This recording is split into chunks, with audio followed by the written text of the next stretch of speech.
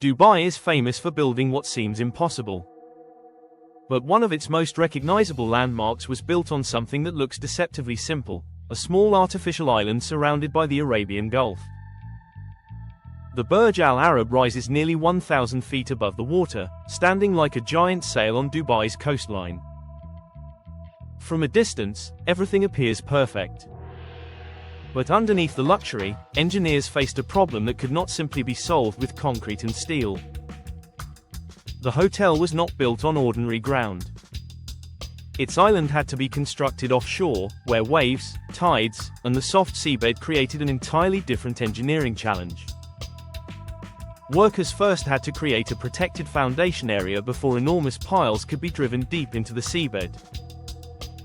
More than 200 piles were driven into the ground beneath the structure, reaching down through weak layers until they could provide the necessary support. But here is where the story gets interesting. The sea never stops moving. Waves constantly push against the island. Tides repeatedly raise and lower the water. Currents carry sediment away and deposit it somewhere else. Dubai could build the island, reinforce it, and protect it, but it could never completely turn the ocean off. And that raises a fascinating question. If the sea is constantly attacking the very ground beneath one of Dubai's most expensive landmarks, what exactly is happening below the surface? The answer reveals why constructing the Burj Al Arab was far more complicated than simply building a skyscraper beside the water. Before the Burj Al Arab could rise into the Dubai skyline, engineers had to solve a basic problem: there was no natural piece of land in the right location. So Dubai created one. The artificial island was constructed offshore, separated from the mainland by water. But simply dumping rocks into the Gulf would not have been enough. Waves could move loose material, while currents could gradually reshape the island. Engineers therefore designed a protective system around the island. Large rocks were placed around its perimeter to absorb and redirect wave energy. Beneath and between these protective layers, additional materials helped stabilize the structure. The goal was not to defeat the sea forever. It was to manage the forces of the sea. That distinction matters. When you build directly on natural land, the ground has existed for thousands or millions of years. When you build an artificial island, you are creating a new piece of terrain and asking it to survive an environment that constantly tries to reshape it. Then came the foundation of the hotel itself. The Burj Al Arab stands on deep foundation piles driven into the seabed. These piles were designed to transfer the enormous weight of the building downward and provide stability despite the challenging offshore conditions. But the sea still surrounds everything. Saltwater can be aggressive toward construction materials. Waves generate repeated forces. And the coastline itself remains a dynamic environment. That does not mean the Burj Al Arab is secretly collapsing. It means something more interesting. The building is a permanent monument sitting inside a constantly changing natural system. And maintaining that balance requires engineering that most visitors will never see. Walk through Dubai and you can see the towers, roads, malls, and beaches. But beneath the Burj Al Arab, the most important engineering work is invisible. The hotel's foundation depends on deep piles embedded into the seabed. These piles help support the building and resist the forces created by its enormous height and unusual shape. That is especially important because the Burj Al Arab was designed to stand dramatically above the Gulf rather than simply blend into the coastline. Its sail-shaped profile catches attention, and engineers had to account for environmental forces acting on the structure.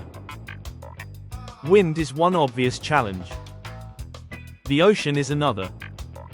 Waves repeatedly strike the artificial island, transferring energy into the protective rock structure surrounding it. Without protection, the island could experience erosion and movement of its surface materials.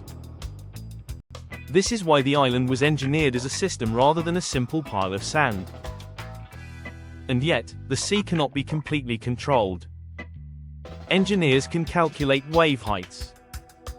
They can design barriers. They can install foundations deep beneath the seabed. But they cannot command every current or predict every tiny movement of sediment. Over time, maintenance becomes part of the equation. A coastal structure must be inspected, protected, and managed because the environment around it never stops changing. So when people claim that something is broken beneath the Burj Al Arab, the reality is more nuanced. There is no credible evidence that the hotel is simply sinking into the ocean. The real story is how much engineering is required to keep an artificial island stable in a place where the sea is constantly testing it. The Arabian Gulf may look calm from a luxury hotel balcony, but calm water does not mean harmless water. Coastal environments are complicated. Every wave carries energy. Every current can transport sediment. And every storm can temporarily increase the forces acting against coastal defenses. For the Burj Al Arab, engineers had to create an island capable of handling those conditions while supporting a massive structure. One of the most important defenses is the rock breakwater surrounding the island. Its job is straightforward: reduce the energy reaching the island itself. Think of it like a shield. Instead of allowing waves to hit the island directly, the protective barrier takes much of the force first. But shields require maintenance. Rocks can shift. Sediment can move. Coastal profiles can change. This is why coastal engineering is never truly finished. The same principle applies to Dubai's larger coastline projects. The city has transformed huge areas of shoreline, but the ocean continues operating according to natural laws. That creates a strange contradiction.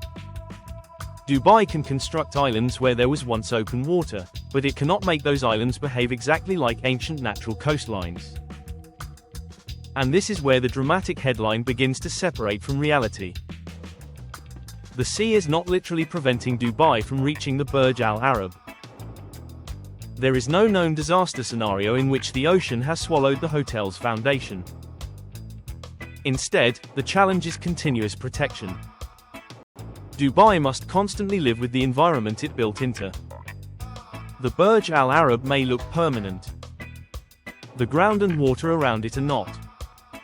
And that difference is one of the most fascinating parts of the entire project.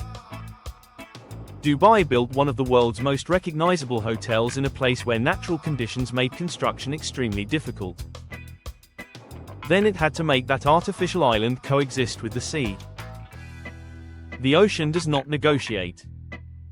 It does not care how expensive the building is. It does not care how famous the skyline becomes. Waves continue moving. Currents continue carrying sediment. Saltwater continues interacting with materials. That means the Burj Al Arab will always require the same thing that every major coastal structure requires: engineering, inspection, maintenance, and adaptation.